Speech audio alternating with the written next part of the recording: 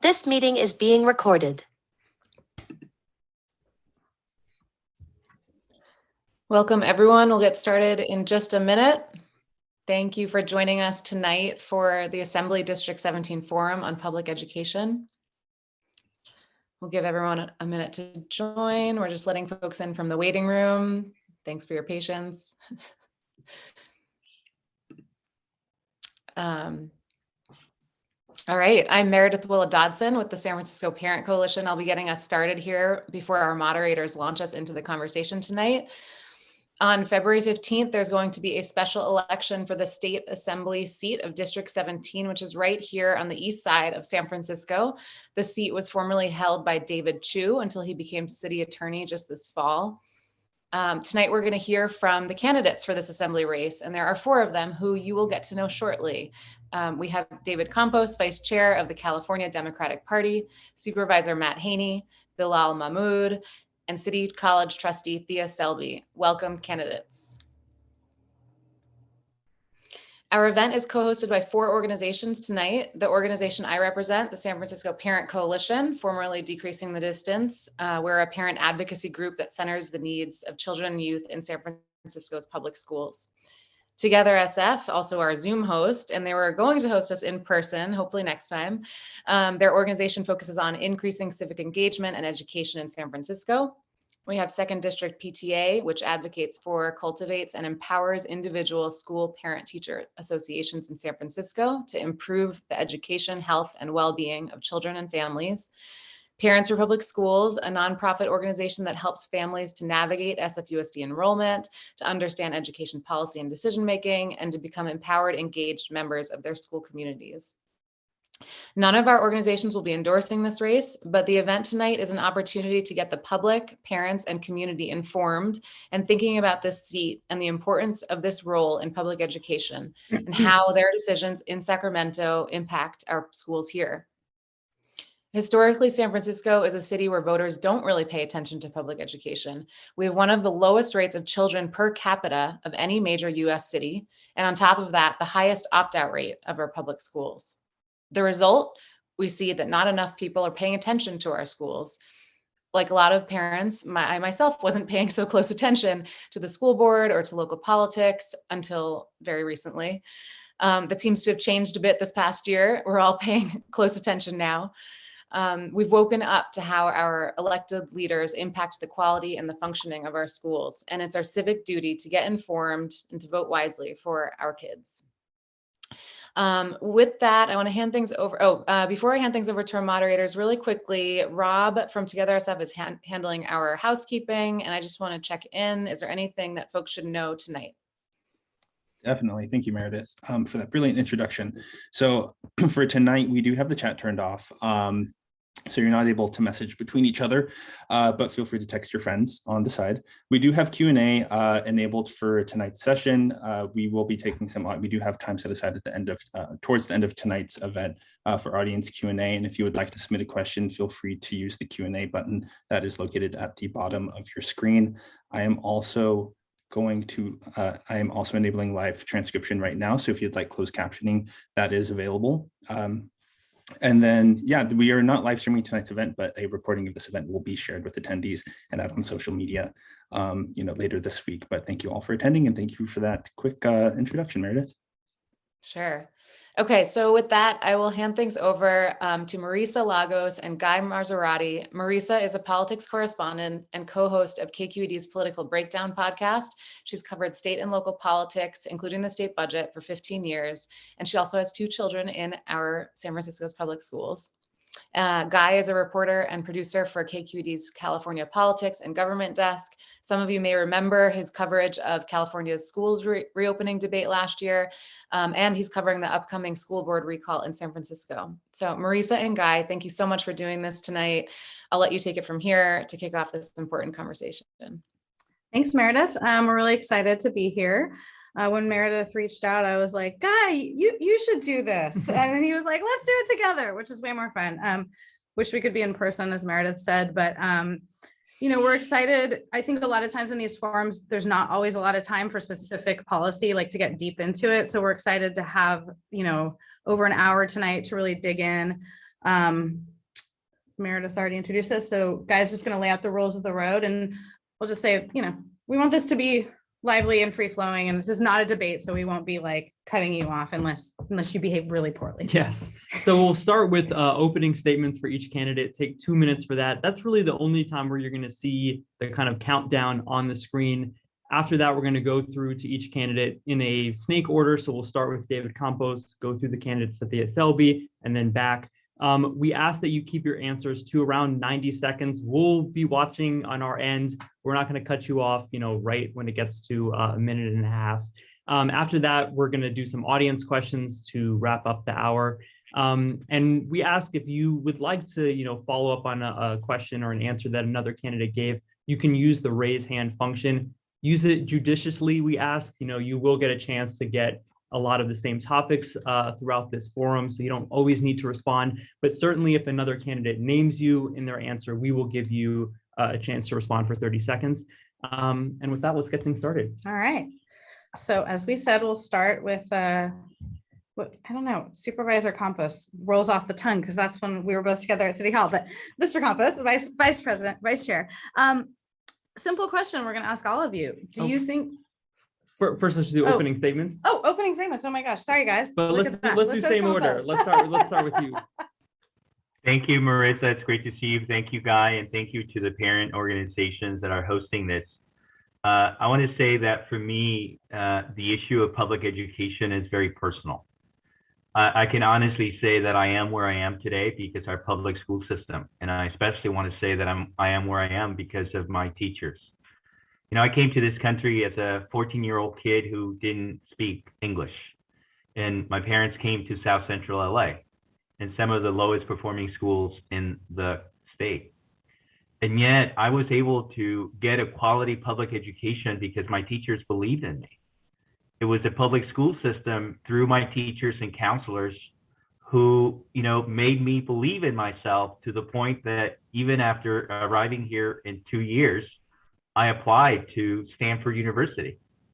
And even coming out of a low performing school like Jefferson High School, I was able to get into Stanford and get a scholarship at Stanford.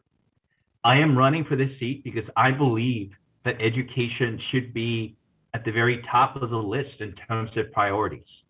I think that the greatest challenge facing our society is inequity, and the inequities that we have seen have played out in COVID.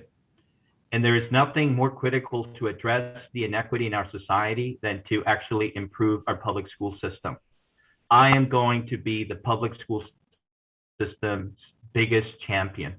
I am running to radically change the way that we invest in public education. I am working so that when I'm elected, that I can push to go from the bottom 10 in terms of per pupil spending by the state of California to the top 10. And I believe also that we need to make a college education free in California. I am here because of our public school system, and I'm going to do my very best to make sure that every child in California has the same opportunities that I had. Thank you very much. Thank you. Thanks, and let's go to Supervisor Matt Haney for your opening statement. Well, thank you, Marisa. Thank you, Guy. Thank you, Meredith. Thank you to all of the organizations who are hosting and everyone who's attending, and especially to all of the families and parents who are here to be a part of this conversation. We absolutely need, I'll just say this at the outset, our families and our parents engaged and involved and included in the decisions that we make. I think that's something that we have to be very clear about as leaders. And if we're going to have the high quality public education for all of our students that we know that we can have and that they deserve, it's going to happen in partnership with our families and our parents. I spent the last 15 years of my career working and fighting for public schools and for students. I was born and raised in the Bay Area. I was raised by a single mom here in the Bay Area. I went to public schools, I went to public university, and I am here where I am because of public schools. I served 6 years on the Board of Education. I visited every single one of our public schools, many of them a number of times, and we have great public schools in our city, and we should be proud of them. But we know that we can have the best public schools. We have the resources, we have the innovation, we have the commitment. So we have to have the leadership to deliver. That means not only local leadership on the school board, on the board of supervisors, it also takes state leadership. Most of our funding comes from the state, and that funding is inadequate. Our curriculum needs to have high standards and represent the innovation that we know we have in our city and our state, and make sure our kids have access to it. We also have to make sure we address the teacher shortage. We have far too many people going into education and staying in education, and we have to improve that profession and truly professionalize it. I have 15 years of experience, 6 years on the Board of Education, where I've fought for students. I've chaired our joint committee on education at the Board of Supervisors and fought for kids. And I'm running to go to the state legislature to fight alongside all of you for our children. Thanks, and Bilal Mahmood, the floor is yours. Thank you, everyone. Thank you, hosts, and all the groups here. For those who don't know me, my name is Bilal Mahmood. I'm a neuroscientist, a civil servant, and an entrepreneur. And I'm running for State Assembly because I want to return San Francisco to be a beacon of hope for the middle class, for immigrants, for parents, and especially for our youth, because this is important to me as a child of immigrants. My parents moved here over 30 years ago, leaving behind a dictatorship. We grew up with 3 generations in a single bedroom apartment. And my mom used public transit every day to get us into the best public schools. My mom became a librarian herself, and my grandma a special ed teacher. And so through those professions and those experiences, we were able to break into the middle class. That taught me that the foundation of the middle class is housing, it's schools, it's sense of stability and security. And I think, as everyone knows, over the last couple of years, one of the pillars of that foundation, schools, has suffered so much due to politics. A school board that prioritized performative politics over outcomes for our children, a school board that has for years used our students as stepping stones for higher office. And I'm running for State Assembly because I was inspired by the efforts of so many of the people in this room today, from formerly Decreasing the Distance, now SF Parent Coalition. You taught me and inspired me that change was possible, that we can stand up to an establishment and realize change towards common sense. And I want to continue that change in the Assembly. I'm a neuroscientist from Stanford Medical School. I worked as policy analyst in the Obama administration. I've run nonprofits and private companies that help thousands get access to capital and technology for free. Also importantly, I know how to balance a budget. The challenges we face, though, require science and technology and policy to work together, and it requires the new leadership to fight for what's right. That's why I've advocated from day one that we need to recall the school board. That's why I've pushed for return of accelerated STEM education, like we did in the Obama administration, and why we need to have bold new proposals to ensure our schools remain open and we don't operate like it's still day one of the pandemic. Have actual 717 pandemic response systems that have controlled outbreaks worldwide. So this is the critical election that will set the path for education in the coming decade. Look forward to sharing that vision with you later today. Thanks so much, and Thea Selby. Thank you so much, Guy and Marisa, and yes, all the wonderful groups that have come together. I do not disagree that there's been a period of time where a lot of parents were not paying attention. I have to say that my husband and I, I think I told you this, Meredith, one of our joys, it was listening to the craziness of the school board for many, many years. My name is Thea Selby, and I believe that public education is the backbone of our civilization. It is the foundation from which our K through 12 students leap. It is the ladder of opportunity at the community college and the CSU and the UC level. We are blessed in California to have an education master plan that sets out the importance of education in California. But sadly, over the last decades, education has become less important to those who govern us. Public education should give everyone's kid a chance to do what they want to do. School is, however, so much more than that. It gives the undocumented a place to become a part of their new country, the LGBTQ, a queer resource center, the low-income student, a place for food security, and the homeless, a warm place to be. I am running for assembly to fight for education in our legislature as the ladder of opportunity for our kids. I also want to meet or exceed our climate goals through accountable housing and transportation policies, and to get small businesses back to thriving as we recover from this pandemic. I am the only woman in the race, which may be evident. I'm also the only parent in this race, and I have raised 2 public school kids who went to Lowell High and to Balboa High, and then to the UC system. I agree with Supervisor Haney. We do have a great system here that can be even better. I'm a product of UC Berkeley, not Stanford, and I was the vice president of the PTA at Rosa Parks Elementary, and decided to run for City College in 2014 because I sort of knew that it was an important public education institution. All right. Yeah, we gotta cut. We're past your 2 minutes. I don't know if you saw the time. I can't see that. I can't see that. Okay, sorry. Thank Keep you. going. Hopefully you can work in some of that to other stuff. We're gonna Of stick course. with you and go back in reverse order. And I think we want to pose the same opening question to all the candidates, which is, do you think schools should be open right now? Thea Selby, let's start with you. Absolutely.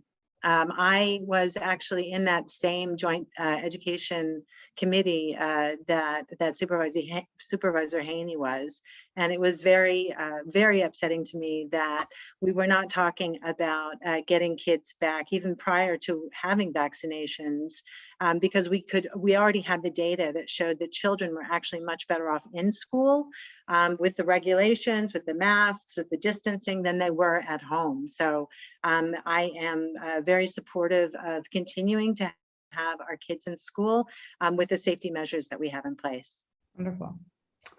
Bilal Mahmood.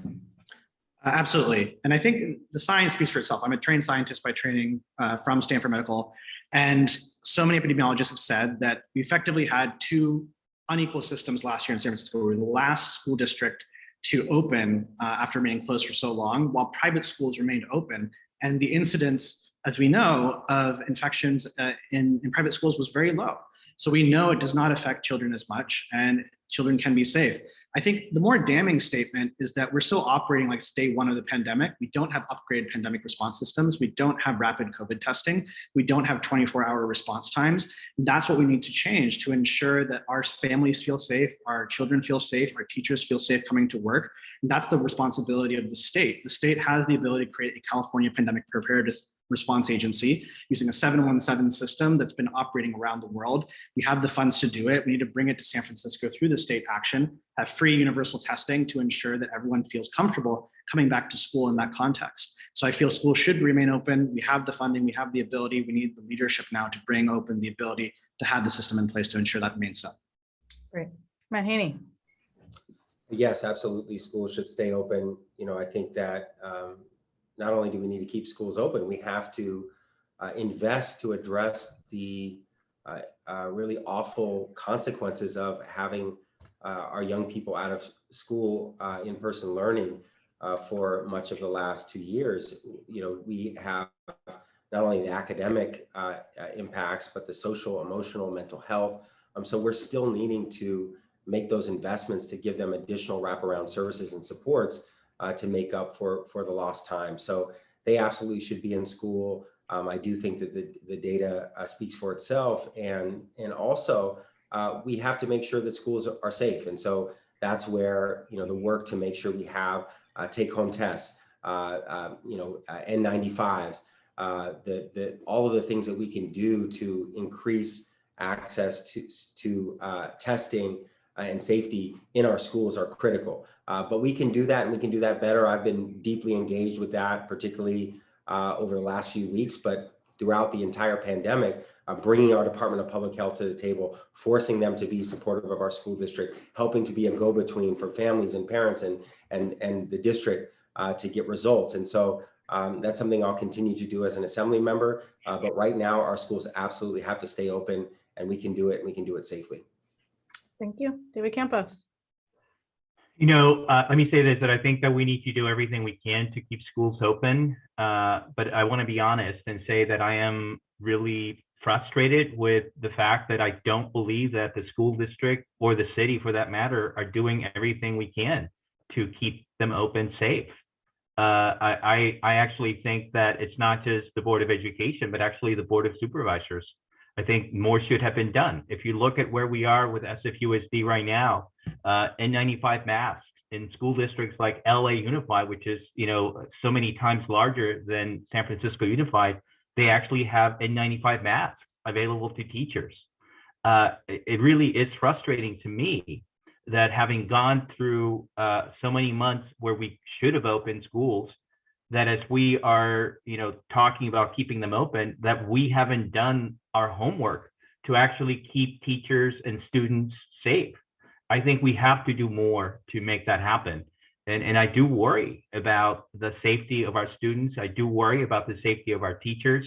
And I think that instead of trying to demonize educators who actually want to be in the classroom, we should do a lot more to protect them. We should do a lot more to protect them, to protect the kids, and to protect the parents. But quite frankly, it's not just, it shouldn't just be up to the Board of Education. It should be up to the Board of Supervisors. They've had hundreds of millions of dollars in their budget. What have they done to actually help our schools maximize the safety in the classroom? I don't think they've done enough. And so I hope that we do more. I was the lawyer for the school district where we saw the widening achievement gap, and the longer schools remain closed, the wider that gap gets. But we have to do more as a city to keep them open safely. David Campos, I'm going to come back to you in a second, but Matt Haney, he mentioned the Board of Supervisors and its actions as it relates to keeping schools open. Do you have any response to that for 30 seconds? No, I've been clear both that our Department of Public Health needs to do more to support our schools. And during the pandemic, in the early stages, I used our committee to bring them forward and force a level of collaboration and support on testing, on vaccinations, on masks. In fact, we really led the way in making sure that DPH provided vaccines for educators, and all of that needs to continue. I think that I would agree that everybody needs to be stepping up. This isn't a time for pointing fingers. Everybody needs to be doing more. And so that's how I'm approaching where we are right now, which is working with our Department of Public Health. So they're giving more support to our school district. Absolutely, they should. I agree. All of us should do more. All of us can do more. And that includes the Board of Supervisors, the Board of Education, and DPH, and everyone else. And Thea Selby, you had your hand up. Do you want to add to this? I did, and it was an accident. Okay, no problem. David Campos, I want to come back to you on this question. A lot of districts around the state are struggling with the state's new independent study framework. The governor and the legislature put this into place last year, really to try to make it harder for districts to stay in distance learning for as long as districts like Oakland and San Francisco did in 2021. But now districts are really struggling with toggling back and forth between kids in person and this independent study framework.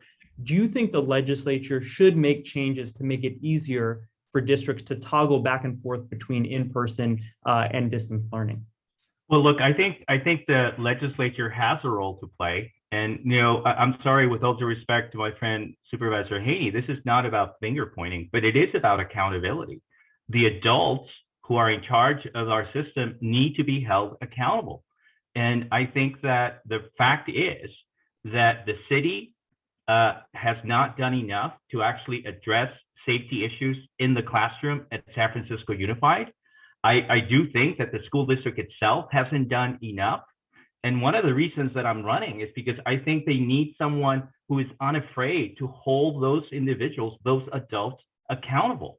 I worked in San Francisco Unified. I dedicated years of my professional life to be their general counsel.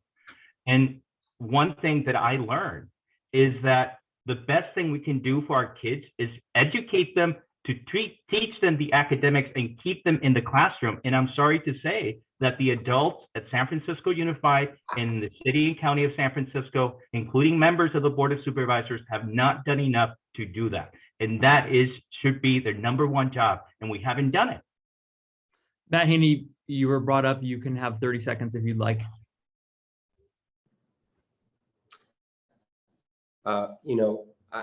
When it comes to whether adults should be held accountable to provide for the safety of our kids and get them back in school, of course, I couldn't agree more. I think anybody who's followed these issues has known that I've been as vocal as anyone, as engaged as anyone in bringing people together and holding them accountable to actually deliver on health and safety for everyone, including for folks in our schools. Could we do better? Absolutely. Should everybody else do more? Absolutely. And so that's what I think that we need to step up to the challenge of, which means right now, keeping our kids in school, keeping them safe in school. I'm engaged in that work, and I'm doing it. I was doing it all day today, supporting our schools and bringing DPH to the table with testing, and I'll continue to do that. Thea Selby? This time I do want to rebut, and thank you. And it's really about, you know, something that I feel gets lost a lot when we talk about this, and that is the mental state of our children. We talk a lot about health and safety as if it's all about masks and distancing and vaccinations, but you know, our children have really suffered from not being in school. And the question was asked, and I'll get to that, I guess, when I get to answer my own, but we really need to look at the mental health of our children, as well as, you know, whether we are doing all of these other factors, because that's the thing that's really suffered. You know, 60 to 70% of students have suffered from anxiety and depression. So I just want to put that forward, that may be something that we really should be focusing on more. Great. We do want to, you know, move on to things besides COVID response, even though it is such top of mind, but a couple more questions so everybody gets an opportunity. Vaccines. Matt Haney, last year the governor mandated COVID-19 vaccines for all students to attend in person. This won't go into effect obviously until FDA approval, but it does include a personal belief exemption. In the past, we've seen those used in certain communities, you know, sort of at rates exceeding what a lot of doctors think is healthy. Would you vote to eliminate that exemption for COVID-19? You know, I think when it comes to the personal belief exemption, it is often misused and abused. And for that reason, I think there needs to be really strict standards around it. I'm not sure I would eliminate it entirely, but it should be used in the most rare situations. It should not be allowed to be abused. And so, you know, I would be open to eliminating it, or at least only allowing it in the most extreme situations. You know, ultimately, we need everyone to get vaccinated to make sure our schools are safe. There's no doubt about that. So, you know, I think that to the extent it's being abused and misused, they should have much stricter controls around that. And whether we should eliminate it, that's something I'd be open to. Bilal Mahmood, I actually want to stick with you on the same question. The winner of this race will likely be in the legislature to vote on a possible eliminating that kind of exemption. Is that something you would support as a state assembly member? 100%. I believe that we should have vaccine mandates and there should not be an exemption. And the reason is that it flies in the face of any epidemiological evidence. We have to ensure the benefit of holistically everyone rather than just individuals. Look what's happened in the last year in the school district. We gave a half-hearted mandate to teachers in San Francisco. We said, first they said, you have to get a vaccine mandate, then they retracted it, and then they're like, have to get a vaccine or get tested once a week. That's insufficient. And we're seeing the results of that with now cases spreading. And I think as of last fall, 25% of teachers had still not shared their vaccine status with the school district. And that is hurting our students, it's hurting other teachers, it's hurting the public school system. And now we have a shortage of teachers as of last week, and a massive surge in demand for substitute teachers because the teachers were out.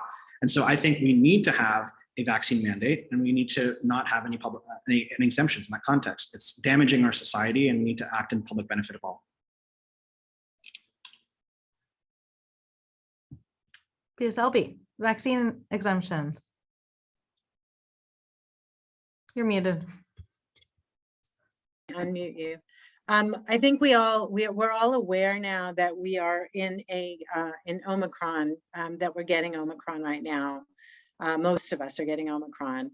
And the thing about Omicron is that the vaccines don't seem to be stopping Omicron.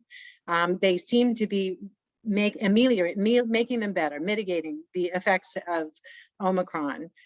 So I guess where I stand on that is there may be really good reasons for people not to want to get it, not just, I'm not sure what that exact exemption was, but there are health exemptions that people have for not getting vaccinated one way or the other. I think those should continue. I think if there is a reason, I think your doctor is is your advocate. It's the person who's trying to make sure that you're in your best health. And if your doctor says that you shouldn't get vaccinated, then maybe you shouldn't. But just to update Bilal Mahmood, 96%, I believe, is what I read, of our SFUSD teachers are vaccinated currently. And the reason we all got vaccinated was so that we could get back to school. So I don't believe that there are a lot of people who are using this exemption. I believe that our teachers in particular are extremely good about getting vaccinated, being safe. And if you look at who is getting sick, and again, not the cases, but look at hospitalizations, of course, and deaths, we are, San Francisco has done brilliantly pretty much the entire time. And that's because we're being vaccinated and we're not using sort of spurious reasons not to get vaccinated. I'm going to come back to you, Thea Selby, in a second, but Bilal Mahmood, you raised your hand to respond, so go ahead for 30 seconds. Yeah, I just want to raise issue with the fact that calling into question that the vaccines have not been effective against Omicron, I think is a pretty dangerous statement. I think it's because of the vaccines that we have a high vaccination rate in San Francisco that we have a low rate of hospitalizations. The rate of deaths in hospitals are from people who are unvaccinated. So I think it's a dangerous sentiment to say that vaccines are not effective against Omicron. They are highly effective, and we cannot be spreading those types of misinformation. We need to get people vaccinated. We need to get vaccine mandates, and we need to to make sure that we can get back on track against this variant as well. Well, I want to move on now. I haven't been able to say anything on this issue. You haven't called on me on this. We're going in a snake order, but feel free to jump in. No, I just want to say, I believe in science. I believe in vaccines. And while I do think that there are cases where there are medical reasons for someone to not be vaccinated, I can understand that situation. Look, you have a right to your beliefs so long as those beliefs do not harm other people. And when it comes to people being vaccinated, we owe it to our students, to our teachers, to our educators, to our parents to make sure that we take all the precautions needed. And so I do believe that we should require vaccines, and I'm going to do everything possible to protect our kids, to protect our educators. We owe it to them to make sure we do everything within our power to keep them safe. We're going to move now to school funding. It's something that you all mentioned in your opening statement as identified as an issue with education in California. We're going to have some specific questions as it relates to that. And Thea Selby, I'm going to start with you. You previously were chair of San Francisco's Bond Oversight Committee. There's a lot of discussion now about possibly putting forward a statewide bond to fund school construction, fixes to school sites. I'm wondering if you think that's something the legislature should put before voters in November, given one was recently rejected in 2020, or is that something that the legislature should deal with the massive surplus that we're seeing? Well, that's a great question, and I have to say, so bonds are different than the surplus, right? So the surplus is this one-time amount of money, and a bond would be most specifically would for construction. I would be fine with putting on a bond. You know how it works in San Francisco that you can't put on a bond if you haven't gone over, if you have to stay within the range of the percentage that the people who are going to be paying the bond will allow. And that's the way we do it. So you might not be able to do it in San Francisco, but you could do it at the state level. I'm very interested in what we're going to do with that surplus. And I actually think that I wouldn't use it for construction. I might use it for maintenance, because I think there are a lot of issues with our schools for maintenance right now. We have, unfortunately, less kids in our school now than we have had in the past. We lost 3,500 kids in the public school system over the last, during COVID. And so I think that although there are some places where there aren't the number of schools, like in the Bayview, for example, like in Mission Bay, there's another one where they could be used. used. But the surpluses, I really like the idea of trying to supplement what we're doing for our children, because they've really suffered over the past 2 years. They need additional support services. They need additional schools. I love the pre-K stuff that they're considering. And I think those are good uses for the surpluses. Great. Bilal Mahmood, I want to ask you about a different funding issue. Our funding system is premised on sending funds to district based on need and gives local leaders authority on kind of how to decide to spend that money. This is the LCCF, local control funding formula, for everybody with their bingo cards at home. Do you think that system's working, or should it be changed? I think that the broader issue about school funding in this context is, let's look at why is SFUC underfunded, and the broader question of how the state needs to address the surplus to address those needs. I think there's two broader issues. One is declining student enrollment, which then is directly related to the proportional allocation of funds that each school district gets. And the second is our pension funds are exploding and retirement expenses.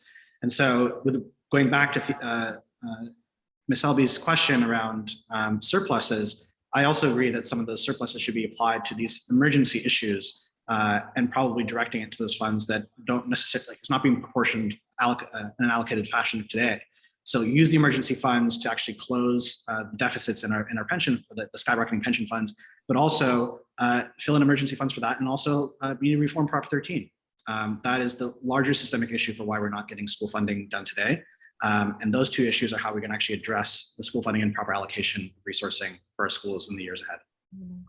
Matt, Haney, do you agree that generally the local control funding formula is working? Do you think that there's a greater role for the legislature to maybe go back to how it used to be and have more categorical, more specific ideas for how to spend money? Or do you think the system is generally working? Well, it's not working in that our schools are still underfunded. So I support the local control funding formula. Absolutely. I think moving towards something that is more coherent, that's built around equity, makes sense. And the categorical approach was a mess. I worked in the state legislature 15 years ago. I staffed the education committee. It was not working. So I support the local control funding formula. The challenge is we have to put a lot more money in it. We need to tax big corporations, billionaires, reform Prop 13. And also we have to make sure that San Francisco gets its fair share of the money that we send up. Right now, it is not. So, there are things that need to change about the formula that I think don't adequately fund schools, also don't give San Francisco the funds that they deserve in terms of the property taxes we're paying. But I do support absolutely the local control funding formula. David Campos, are you dying to jump in on local control, or do you want to go in another direction? Well, thank you for that question. I do support the formula, but I think that even within the formula, there are things that have to be done.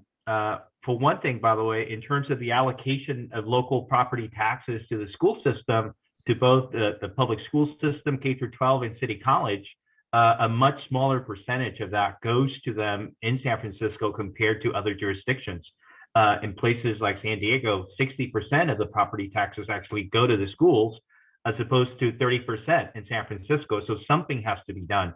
But I do think that there is the larger issue of funding the whole system. We are in the bottom 10 as a state in terms of per pupil spending, and we need to reform that. And that requires reforming Prop 13. It requires bringing back Prop 15. And quite frankly, it requires charging corporations. The reason why I am running a corporate-free campaign is because I do not want to be beholden to those corporate interests.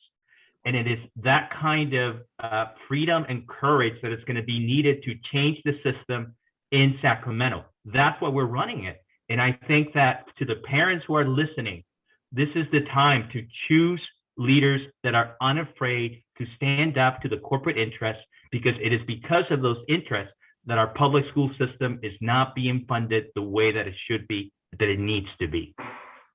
Thea Selby, is there something specific you want to respond to quickly? Yeah, I do want to, I want to respond to another idea. I do agree that absolutely more funding is necessary. And I fought hard for Proposition 15 and we'll fight again when I go back into the assembly. But I also want to talk about funding based on enrollment, not attendance. I don't know if you have another question on that one. That was going to be my next question. Okay, shall I lead it off or do you want to do your snake? I think we were going to stick with David Campos. Just as a little bit of background, just today, the governor proposed averaging out that daily student attendance, so over 3 years, to kind of help smooth this for districts that have lost a lot of students. But other lawmakers want to go even further, say that it should be based on enrollment, not attendance, maybe change the paradigm entirely. Where do you stand on this, David Campos? I mean, I think what the governor is doing is a step in the right direction, but I think that we do need to do more. And I do think that looking at enrollment makes a lot of sense. But look, at the end of the day, for those of us who have been working in the public education system for as long as I have, you know, the changes that are being talked about is it's kind of rearranging the decks of the Titanic. We actually need to fix this ship and take it in a different direction. And that really requires fundamental change about how we invest in public education. It really requires changing our property tax system, bringing back split roll so that corporations are held accountable and pay more. And until and unless we do that, we're only going to be talking about fixing. It's a Band-Aid when we need more drastic action. We need surgery to actually have a public school system that is what used to be in California. We used to be the envy of the world, of the country, and yet we're not. We're in the bottom 10. We need to change that.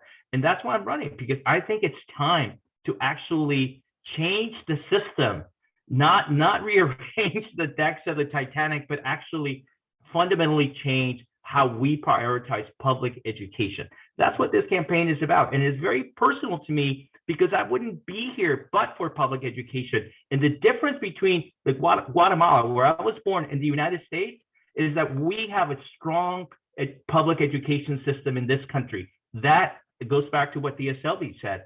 That is the core, the fabric of our democracy. Matt Haney, I'll put this question to you about, the structure of California's school funding. It's one of the few states that does funding based on average attendance. Is it time to shift away from that? I think that what the governor announced today makes a lot of sense. I followed that part closely, which is that we can actually do an average of the last 3 years. I think that type of approach makes sense. I think other ways of looking at it, overall enrollment, I think that particularly during the pandemic, where our district has lost some number of students and other districts have as well, punishing them for that does not make sense. And it creates a level of instability and uncertainty for a district that I think it creates huge challenges. There's the underfunding, but then there's the uncertainty. And so you can't plan for the future. I chaired our budget committee for a number of years on, not only do I chair our city and county budget committee, but I chaired our budget committee for a number of years at the school district. And during that time, we were able to balance our budgets. We were able to actually make additional investments.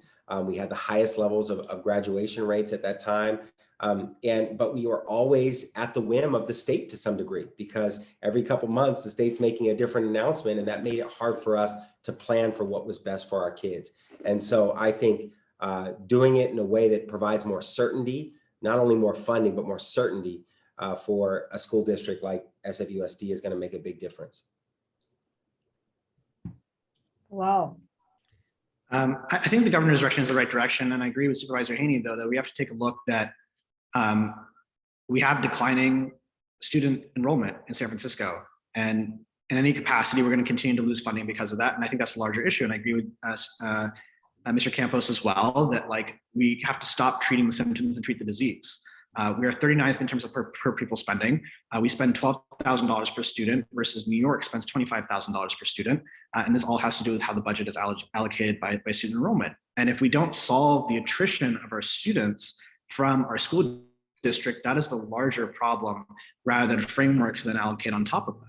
And so we need to solve the core of the issue. And the core of the issue is we need to improve our schools. We need to have more affordable housing so parents can actually stay and live here. We need to ensure that we have a guaranteed income for workers who live here so they can still pay to afford rent to get their students here. We need to improve the quality of education.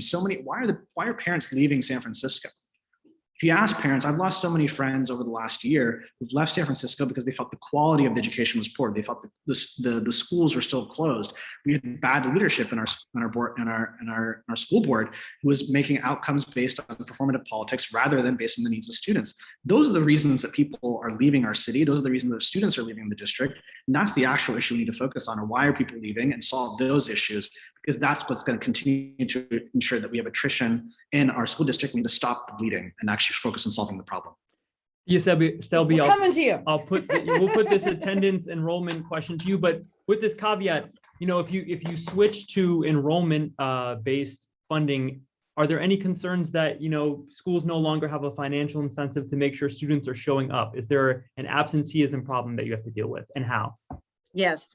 So first of all, the absenteeism problem is existing. It's not something that would occur if you started to do enrollment. Secondly, if you do enrollment as opposed to attendance, then all of a sudden the very schools who have been paid for attendance are now actually and required to be the size of enrollment and are actually getting the same amount of funding of enrollment as they are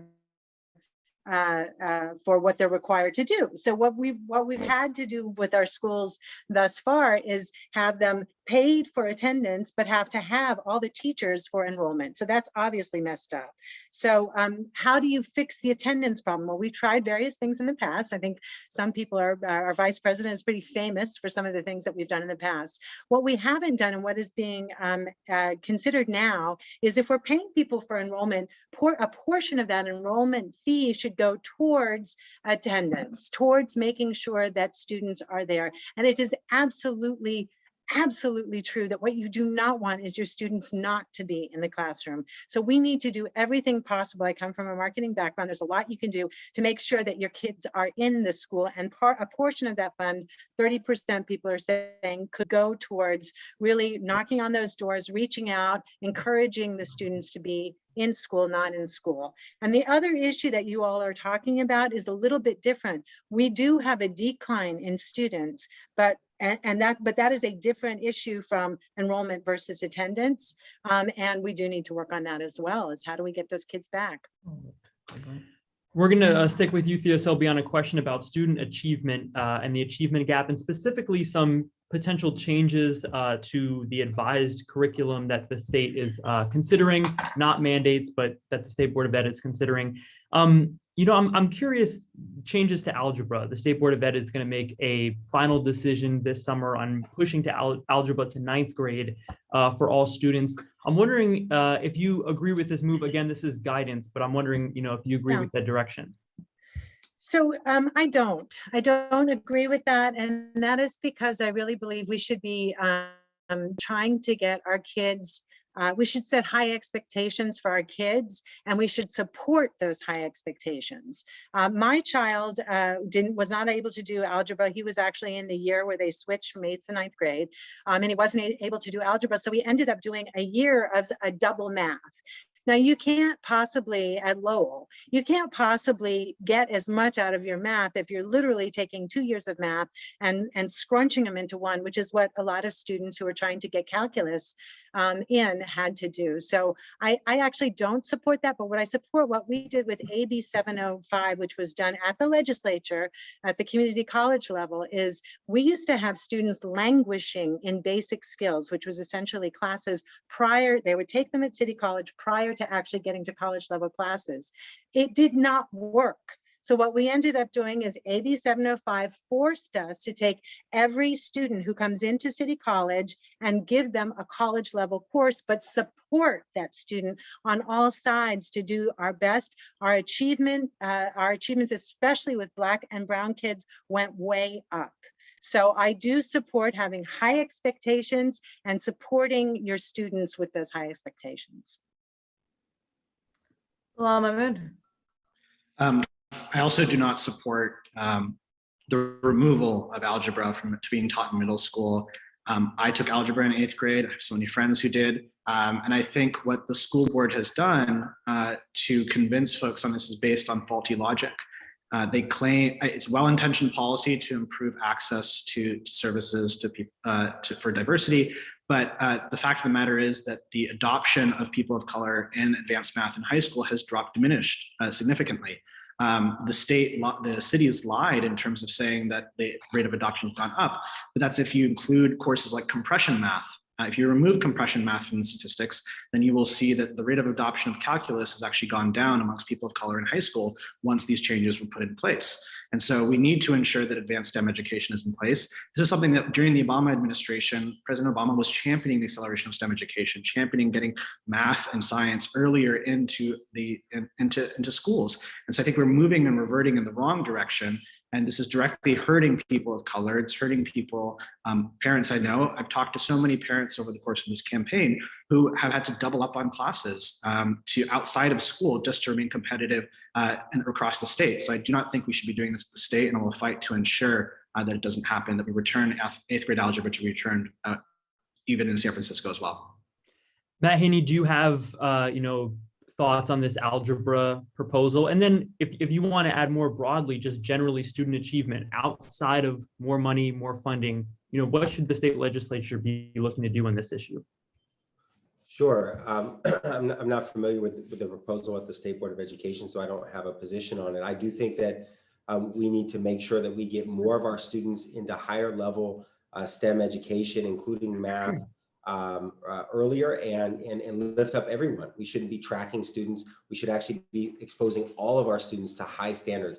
One of the things that we did in San Francisco is to track our curriculum our graduation requirements to the A through G requirements to get into the UC. That's what we need to be doing statewide. Every student should be exposed to high standards, to a curriculum that is putting them in a position to go to college.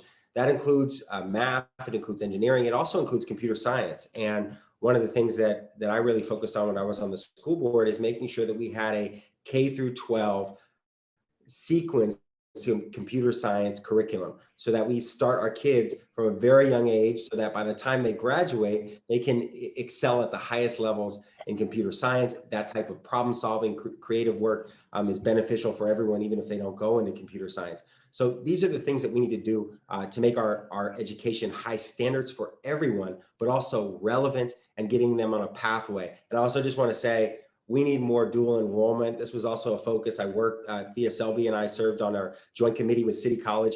We dramatically increased dual enrollment so that young people are getting college credits, taking college classes as early as possible, so that when they graduate from high school, they actually have a leg up and are even further accelerated with those high standards. David Campos, I see you have your hand raised, but we will be going to you next on this question. Bilal Mahmood, you also have your hand up. Is there something specific you'd like to respond to there for 30 seconds? Yeah, so Professor Haney, the decision to remove 8th grade algebra from SFUSD was during your tenure on the school board. So, and I believe that the California proposal is based off of that same proposal that was done in San Francisco. So I am curious to get your thoughts on how do you defend that position in terms of the outcomes that we've seen to the district on adoption of higher education of math in high school? Well, that proposal was brought forward by our math department. This was about 9 years ago. I think you would agree, listening to experts, our curriculum experts, our superintendent came forward with what at the time was a change in the sequence of Common Core. So we created a Common Core math class for 8th grade that included the large majority of what had been in the algebra class, had a different name, 8th grade Common Core math, but had the overwhelming majority of what was in the algebra class. And also added things like statistics and coding and things that were really relevant for students. I and all 7 of the school board members and the superintendent supported that. And I think that we also provided opportunities to accelerate math through summer when they got to high school. And I supported that for SFUSD at the time. But whether this particular proposal at the State Board of Education is the right one is one that I'd have to analyze. But ultimately, every single student in middle school needs to get to that higher level of math, given relevant education in math. That's what the proposal of an 8th grade Common Core math class was intended to do, that had the overwhelming majority of what was in algebra, and giving every single one of our students the opportunity to take that class, as opposed to tracking students early on. David Campos, you want to take the algebra question? Yes, I want to say a couple of things. I think that the most important thing that we can do for our kids is to prepare them academically. We're not doing them any favors if we don't do that. Well, I understand why some members did that. I don't want to go down a path of watering down the curriculum, but I also want to make sure that when we seek a higher level of performance, that we also provide the support for these kids. I started working with the school district as their lawyer in the school equity case that was filed, trying to provide the same academic opportunities to all kids, really raising the level of performance and closing the achievement gap, especially for Black, Brown, and English language learners, which included many kids who spoke Chinese. The problem that I have with some of the focus of this school board, and quite frankly, including my good friend Matt Haney, is that academics should have been the top priority. I don't know why so much time was spent doing things like school renaming, which is what Supervisor Haney did. Look, I understand that there are some schools that probably shouldn't be named after individuals because of what they did, but I want my school board to prioritize the academic performance of every child. We owe that to them, especially for these kids of color. We owe them to make sure that they come out of the system being able to compete in this economy. And unfortunately, even though San Francisco Unified is one of the highest performing urban school districts in the country, for Black kids, for Brown kids, for English language learners, that is not the case. We have to do better for them. Thank you. We're going to go to the school board next, but Matt Haney, you were mentioned. Feel free to take 30 seconds to respond. Sure. I absolutely focused on high standards for all of our students. As I mentioned, we got to our highest graduation rates.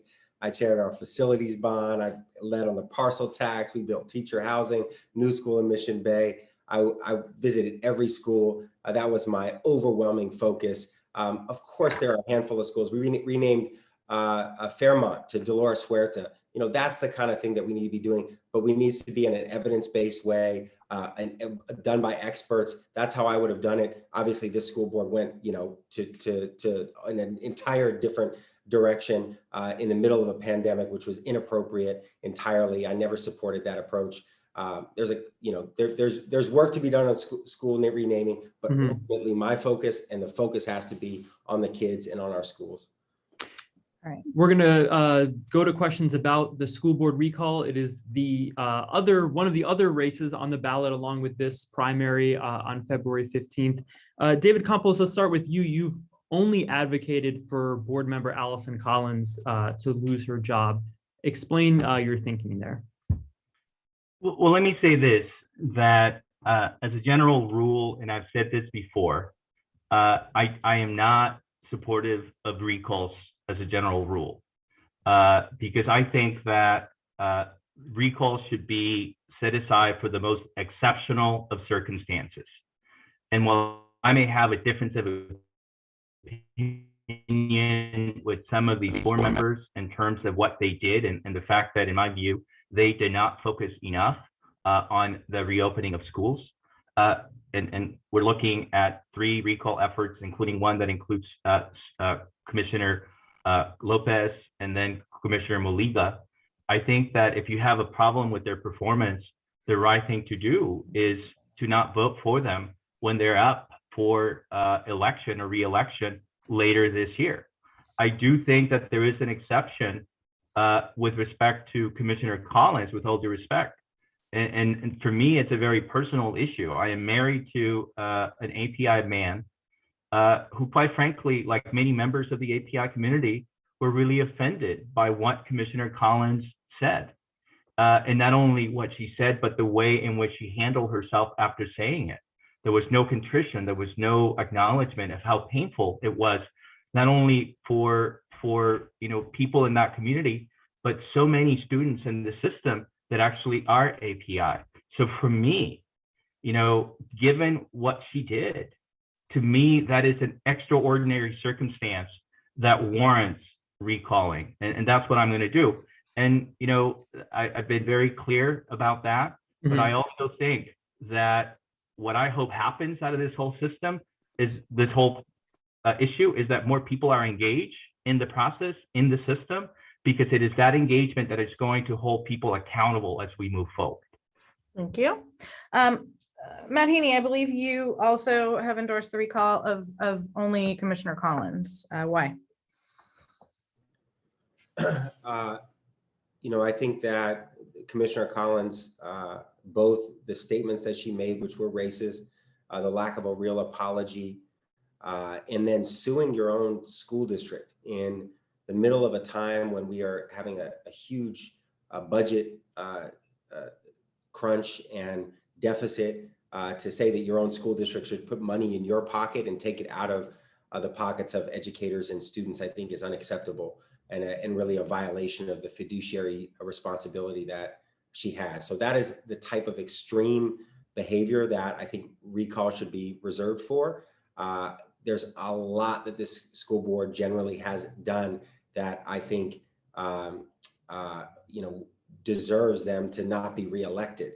And in fact, as a former school board member, seeing the ways that our school district has had its reputation and its trust really run through the mud, and the ways in which they really failed to lead at such a critical time, I think is a huge problem, and they shouldn't be reelected. But ultimately, the question of whether somebody should be recalled, I think for our democracy and democratic process, people should be able to choose between candidates when they run, and recall should be reserved for the most extreme situations. So I will vote yes on the recall of Commissioner Collins, but ultimately we need folks who have the experience and the professionalism to get the job done for the future of our district at a very challenging time. Bilal Mahmood, these 3 school board members facing recall will be up for re-election in the near future. What's the urgency to remove them now? A couple fold. So I think I'll comment that I am unequivocally supporting the recall of all 3 school board members. I have supported that since day one.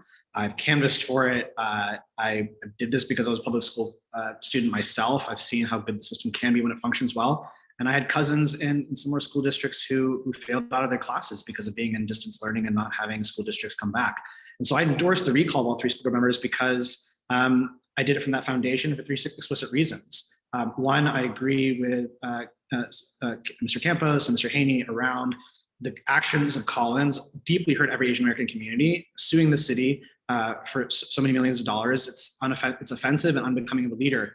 But I also think the reason that you recall people is because of intentional malfeasance. You're committing malfeasance and not doing your job.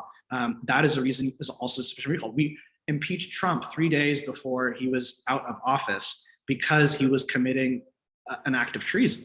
And I'd say in the same context here, we had school board members who were intentionally keeping schools closed, intentionally not trying to do their job, intentionally had that resulted in thousands of students and parents leaving the school district. Parents left our district. Our budget went almost into a deficit or was in a deficit and then had to be recovered through balancing the budget. These things are unacceptable. And I think that is the reason that all these school board members need to be held accountable. And also there's strict timelines. New superintendent and new administration will be elected and chosen by the school board in a couple of months. So if we don't elect new school board members, these people will choose the next executives who lead the school district for the next 10 years. So they're critical decisions that are coming up, and that's why they have to be recalled now.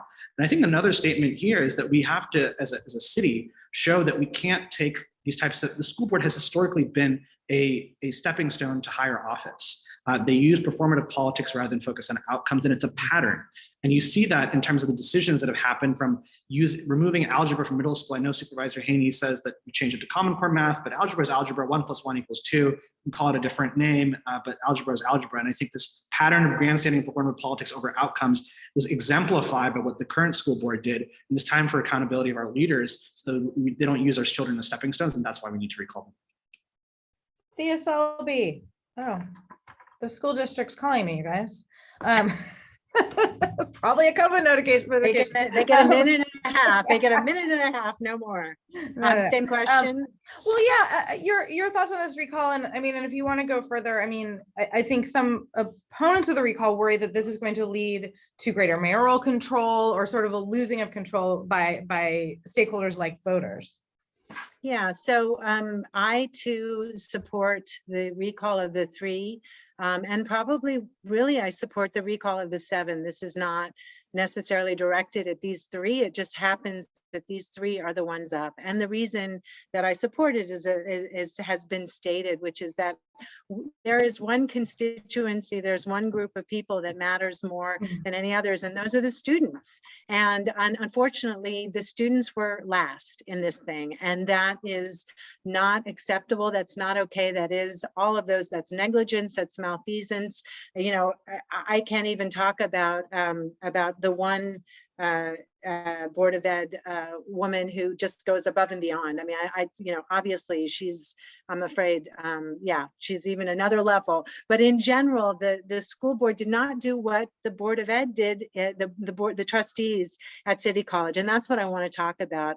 As a board, you actually don't have your own individual voice, which is one reason I want to graduate to assembly. I'm ready to have my own voice. You vote as a whole. You vote your 7 members. You don't actually, once you vote, you don't go against whatever the vote is. There's quite a bit of collaboration and necessary working together. And that's something that the school board absolutely did not do.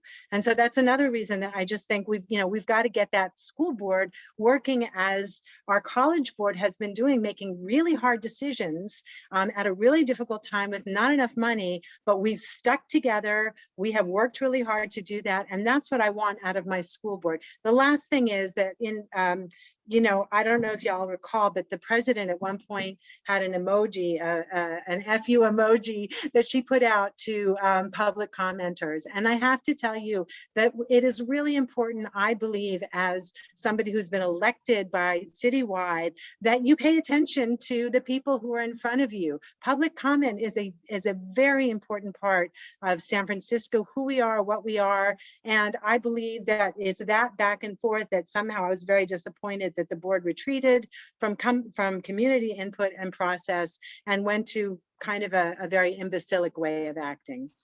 Thank you. Great. Well, now we're going to go to our form of public comment, which is audience questions. We're going to have a minute for each candidate to respond. We are going to go in the same order, and we're going to stick with the same question for each candidate. To start with, how have you prioritized parent, caregiver, and family voices in the work that you've done up to this point in your career? And we will start with Thea Selby. Can you give that question one more time? Sure, sorry about that. Yeah. So the question is about prioritizing parent, caregiver, and family voices. Can you give examples in the work up to this point in your career that you've prioritized, those voices in your work? And I guess ways in which you'll listen to those communities as a state legislator. Well, I think I just mentioned that to me, you know, public comment is absolutely critical. The parent voice is absolutely critical. I was offended personally when the Board of Ed was saying it was only, people of one race who were speaking. There were many people of many races who were very upset that the kids were not back in school. So I will prioritize it as I do now, which is to listen to the parents. I plan to form various advisory groups. And an advisory group that absolutely should be at the table would be the parent or caregiver advisory group. So that is who I am. I listen to people. I do this work because I like people, I care about people, and I want our world to be better for them. Thank you. Bilal? So I've worked across a couple of different industries, from government to nonprofit to the private sector. And I think one of the things that was unique around the private sector companies and that I worked in was that we always prioritized ensuring the best childcare was available for parents.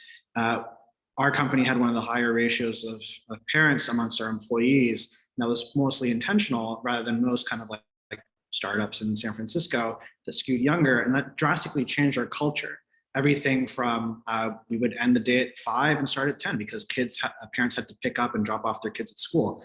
We ensured that people could have work from home days, so that they could actually have childcare and take care of their kids. We ensured that we didn't require people to work weekends, as most kind of private companies do these days, because people need to spend time with their kids. And so if you have inclusion and diversity of individuals on your teams, then you're able to have those adaptive policies. It taught me that the importance of childcare was extremely important, and we don't have that in our state. So we need to ensure things like universal pre-K.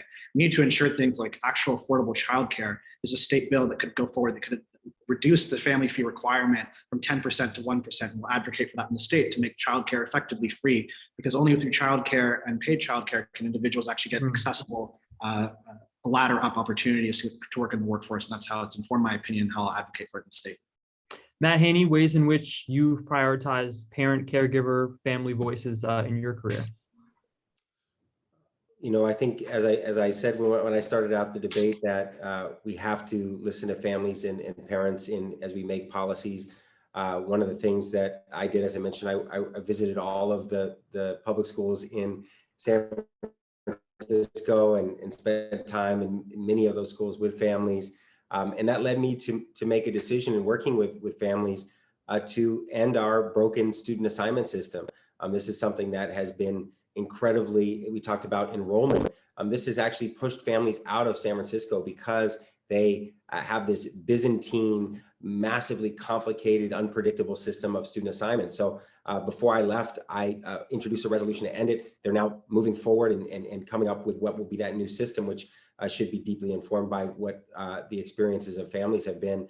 I live in and represent District 6. I live in the Tenderloin. I work very closely with families here and on something as recent as the Tenderloin public health state of emergency. A lot of that came from families who deserve to be safe, to deserve to be able to walk their kids down the street to school and not have to walk through masses of drug dealing. These are things that I think that when you listen to families, the policies and the outcomes for our city are different, and everything that I've done in policymaking here and what I would do in the state assembly would be with our families and in particular parents. Thank you. David Campos. You know, this is something what parents and families think and are feeling is something that is very much at the center of why I'm running. You know, I've spoken to so many parents who just feel disenfranchised, who feel like they don't have power. And, you know, the reality is that our system has failed those parents. Our government has failed in terms of addressing the pandemic in an equitable way. And there are some communities that are suffering more than others. And quite frankly, the district, in many respects, the city, the board of supervisors, not just the Board of Education, have failed them. And by failing to open schools when they should have opened them, they got hurt even more. We are failing them right now when we're not doing enough to protect their kids when they're in the system. And instead of pointing the fingers at educators and teachers, we should actually be holding the elected officials accountable. And I hope that we listen to all parents. And I appreciate this forum, and I really encourage you, if you can provide translation for parents who are monolingual speakers. You know, San Francisco Unified is an amazing place. It has the most diverse communities in the country.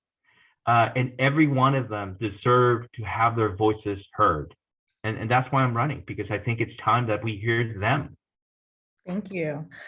Sticking with you, David Campos, kind of combine these two audience questions, which is a question about how you as a state lawmaker could help increase enrollment at SFUSD and also restore trust. It seems like a lot of what we're talking about here around the board, around curriculum, around even funding has to do with a lack of trust in public education. So what role could you play in Sacramento? Well, I think the state has a very important role to play, you know, and I think that it begins with prioritizing public education in a way that we haven't before. And I think that money isn't everything, but it is an essential part of it. We have to fund our public school system better. And we have to prioritize and listen to the people who are in the system.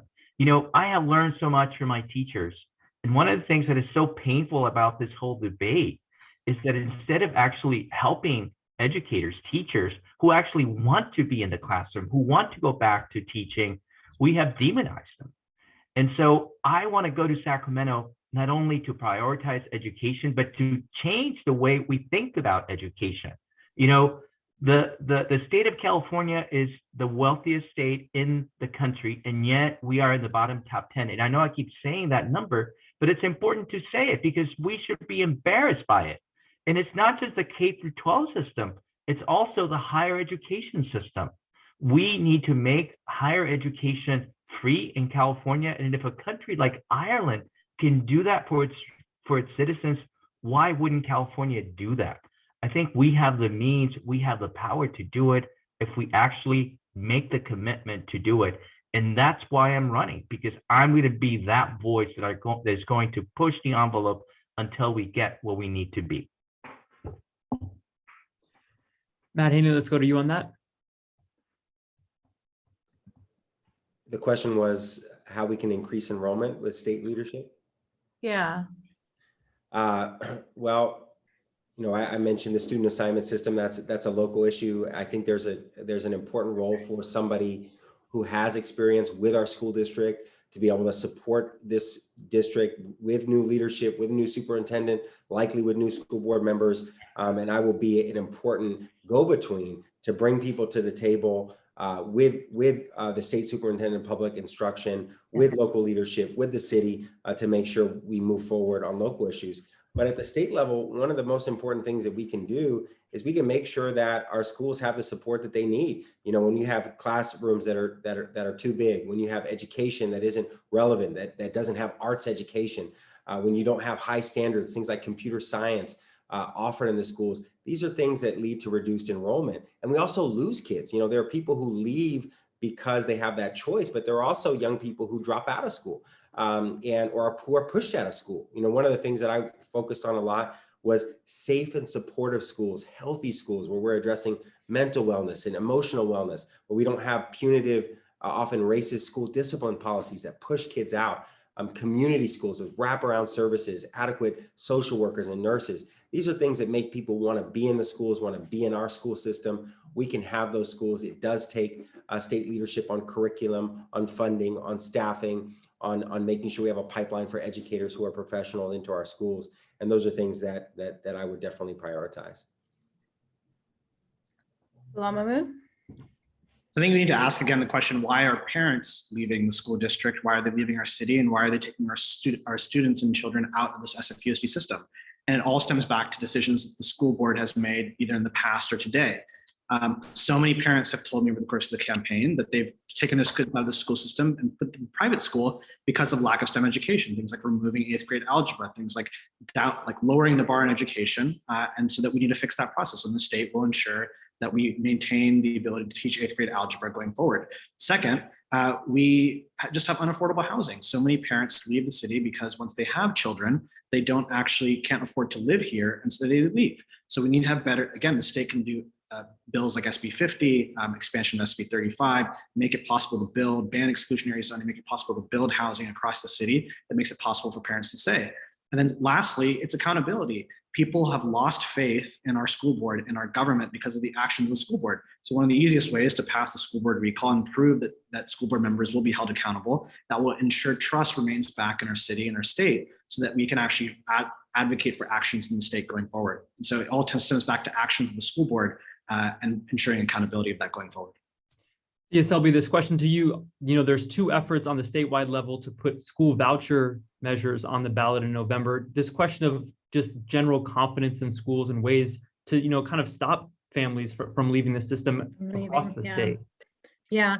So again, I'm the only parent in the race here, and I can tell you that since my kids were little, and I have a 20 and a 24-year-old, parents have been leaving the school system because there is a lot of fear, and this is way prior to any kind of pandemic, that the system itself wasn't going to provide for their kids. So trust is absolutely key, and I agree with Mr. Mahmood that accountability, being accountable, the Board of Ed, and I also agree with Meredith that parents are watching now. They're not going to let another group of a Board of Ed come on board that are not looking after their primary constituency, which is the students.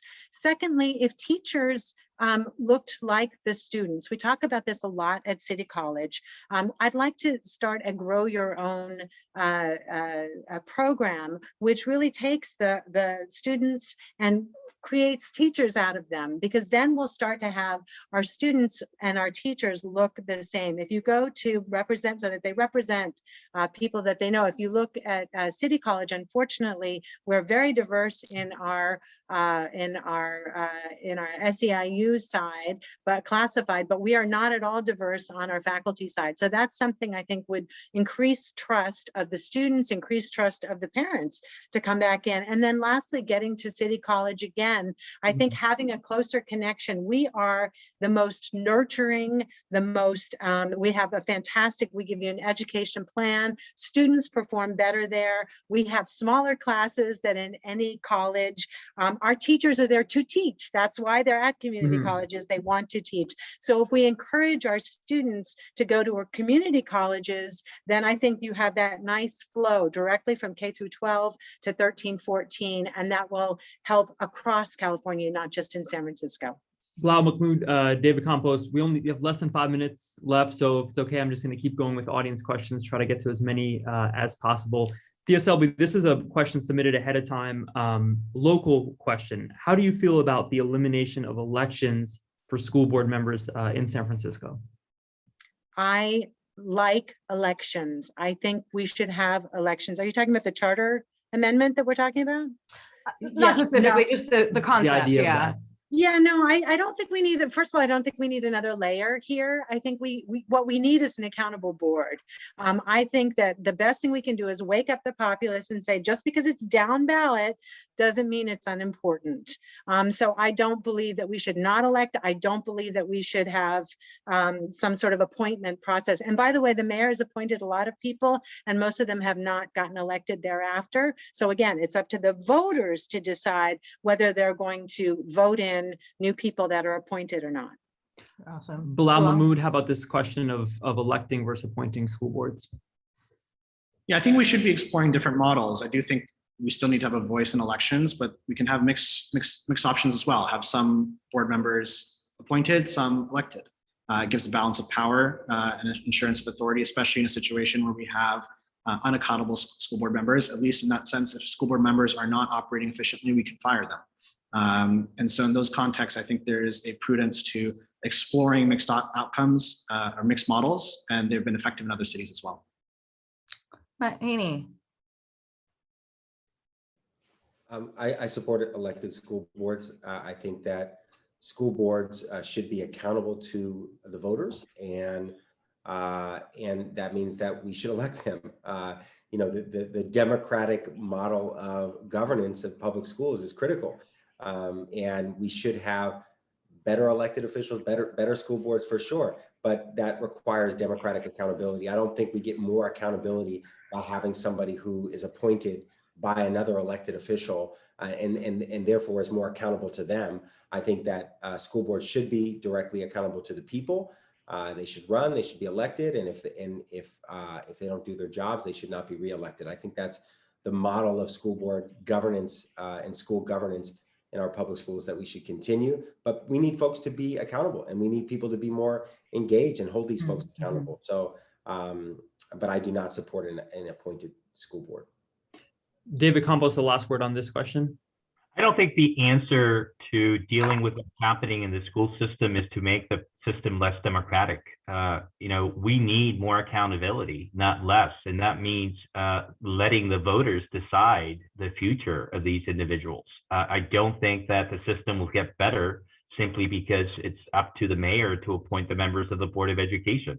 it is true that the Board of Education has been a training ground for higher office, and that many people serve in that body thinking about how to make headlines instead of doing what's right for the kids. But the answer to that is to make sure that we hold them accountable at the time of elections and that we elect the right people. I also don't believe in this effort to privatize schools, vouchers, and any system to support more charter schools. I don't think that's the answer. You know, I came from a country where the public school system was non-functional. It was the public school system in this country that gave me the opportunities that I have. That's why I'm such a strong believer, because it really is the heart of our democracy, and we need to keep it democratic, not make it less democratic.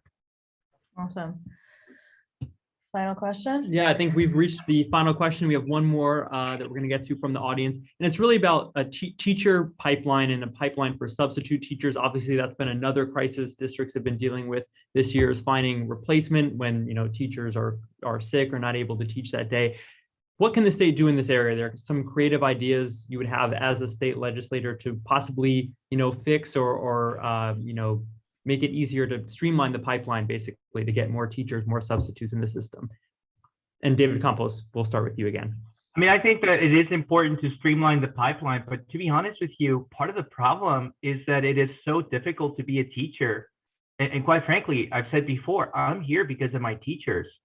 And instead of actually, cherishing what they do, we demonize them. And not only do we demonize them, but we don't give them the support they need to actually be successful, to be safe even in the classroom. If we really prioritize public education, how about paying teachers more, giving them a fair pay? And if we want them to be in San Francisco and teach our kids, how about building housing that's actually affordable to them? I am proud of my record working with the United Educators to protect them from eviction, but the school district, the teachers in that system need our help. They need our support. People are not going into this profession because this profession is not given the priority, the respect that it deserves. Our teachers are the reason why so many of us are where we are, and yet you wouldn't know it by how we pay them and how we treat them. So I think if you want more teachers in the system, treat them with respect and give them the salary that they deserve and they work so hard for. Matt Haney. Well, we have a huge issue with recruiting folks into the profession and then keeping them in the profession. Most folks leave after a couple of years, especially in San Francisco, and we have to provide the salary. I agree with Chief of Staff Campos on this question of paying folks. You have to get actually a salary that allows you to live here. We have to build a lot more teacher housing. The state can support with that and include that in future state and regional bonds. We also have to make sure that we have folks who are already in education in our city, working on our after school programs, working on our community programs, and get them into homegrown teacher residency programs where they're in the classroom, where they're getting their credential here, and we're providing them with that level of experience. The state can fund those programs. Those programs do work. Folks who go through those have higher rates of retention. And lastly, we have to make it free, completely debt-free to become a teacher. It shouldn't cost you money, and you shouldn't have to take on debt to do something as important as becoming a teacher. Pay folks more, train them better, fund those programs, build housing, and then make sure that when they do become a teacher, that they do it entirely debt-free. Bilal Mahmood, opportunities to train both teachers and substitutes, ideas you would have in the state legislature? Yeah, I think it goes back to a lot of the issues that other folks already mentioned. Why are teachers not staying here? Why are teachers not moving here? Why are they leaving? We need affordable housing. We need affordable housing near transit. We need affordable housing near schools. If we don't have that, teachers can't afford to leave here and they will leave. We need to ensure there's a guaranteed income for all. We need to ensure that people have the ability to pay rent. All of these things are financial considerations that are not just specific to teachers, but also specific to all workers. And we also, I think currently in the current emergency we have, we need to ensure that things are safe. With the pandemic and Omicron, it's going to last probably 1 or 2 more years. Hopefully not, but we need to ensure that we boost funding for pandemic response systems to ensure that it is safe for teachers to return to school and we don't have putting more burden on teachers and substitute teachers to come in as well. And so these are all the things that are foundational to city, and improving that foundation will benefit all, not just teachers, but everyone. Exactly 1 minute. Nice job. And Thea Selby, the last word on this issue of recruiting, retaining teachers and substitutes. Yeah, so teachers are so very important, and it's true. They say that you only need one good teacher in your entire career to be able to really take off. And it sounds like Chief of Staff Campos had many. I already stated, I think the Grow Your Own program is something that is really important, and I really think we should be looking at that. All of the things that other people said, of course, about housing, pay is absolutely critical. Possibly, maybe if you're going to become a teacher and you have taken on debt prior to becoming a teacher, maybe we can get rid of that debt going forward, because that's a huge problem for students in general. Another thing would be a kind of a buddy system. There are a lot of seniors who are sort of who used to be teachers. We're doing this with our cops now. Maybe we could do this with our teachers too, where we can bring them in the substitute, and also they can mentor the new teachers. Because one of the reasons my niece was a teacher, there are not a lot of mentors out there, you know, and she's really struggling right now as an 8th grade teacher in New York City. She said the issue is not that the kids are 2 years behind in education, which they are, but they're emotionally 2 years behind. And it's incredibly painful and hard for teachers. And she's only a third year in, without having the mentor system to be able to stick around. She may leave as well. So I think those are some ideas. And better transit. We always need better transit. Thank you. Awesome. We will end with that. Thank you to all the candidates for being, thoughtful answers, being so respectful of time. Really appreciate it. And now we're going to toss it back to Meredith.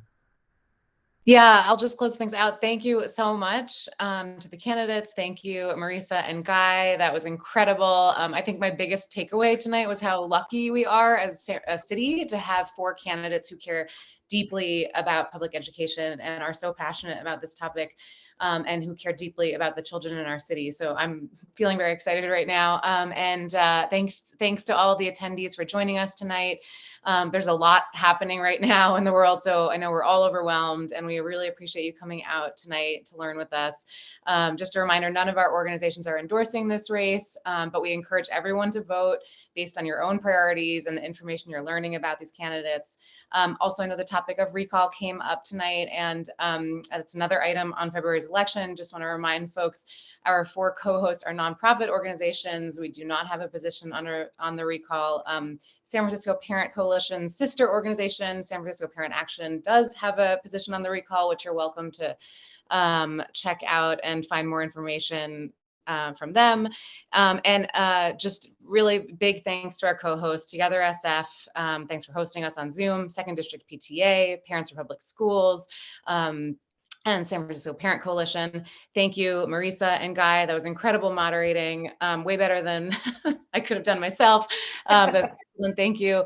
And the candidates, thank you. That was, I learned so much tonight about all 4 of you, and I'm sure our whole audience did. And we really appreciate you spending your evening with us tonight. So good luck to each of you. Thank you all, and have a wonderful night. Thank you. Yeah, Bye. Bye.